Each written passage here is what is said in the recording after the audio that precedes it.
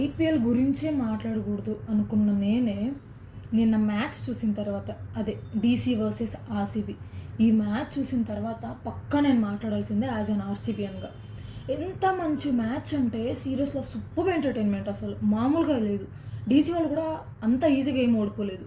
వాళ్ళు చాలా మంచి కాంపిటీషన్ ఇచ్చారు, మంచి స్కోర్ కూడా చేశారు లాస్ట్ మూమెంట్లో. స్టార్టింగ్ మన ఆర్సీబీ టీం అనగానే నేను మన కృణాల్ పాండే గురించి ఎక్కువగా ఫోకస్ చేస్తున్నా. ఎందుకంటే అసలు ఏం తాగేసి వస్తున్నావు మ్యాచ్కి ముందు, పిచ్చ కొట్టుడు కొడుతున్నారు. బౌలింగ్ తీసుకున్నా, బ్యాటింగ్ తీసుకున్నా, ఫీల్డింగ్ తీసుకున్నా, ఏది వదలట్లేదు.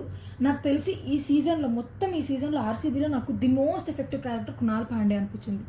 సూపర్, అసలు ఎంత అగ్రెసివ్గా ఆడుతున్నారంటే మామూలుగా లేదు, ఎక్కడ తగ్గట్లేదు. First half century Krunal Pandey finish చేశారు. మన విరాట్ కోహ్లీ గురించి చెప్పాల్సిన అవసరమే లేదు. ఇంకా విరాట్ కోహ్లీ హాఫ్ సెంచరీ చేసిన తర్వాత చాలా మంచి ఫీల్ వచ్చిందనమాట. ఆ తర్వాత అవుట్ అయ్యారు, అది వేరే విషయం.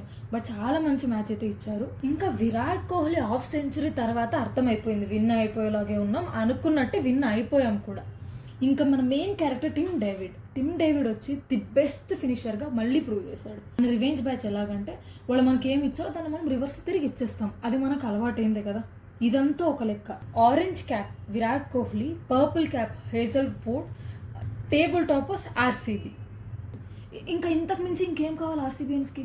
నాకు తెలిసినంతవరకు ఆర్సీబీఎన్స్కి this is the best satisfaction level. ఎంత మంచి సాటిస్ఫాక్షన్ అంటే ఇంటర్నెట్ మొత్తం ఇదే హావా నడుస్తుంది, మామూలుగా లేదు అసలు. మ్యాచ్ కూడా సూపర్ ఉండే, మంచి ఎంటర్టైన్మెంట్. ఎందుకో కొంచెం అనిపిస్తుంది అనమాట, అంటే హోప్స్ వస్తున్నాయి ట్రోఫీ వస్తుందేమో అని. ఏం జరుగుతుంది?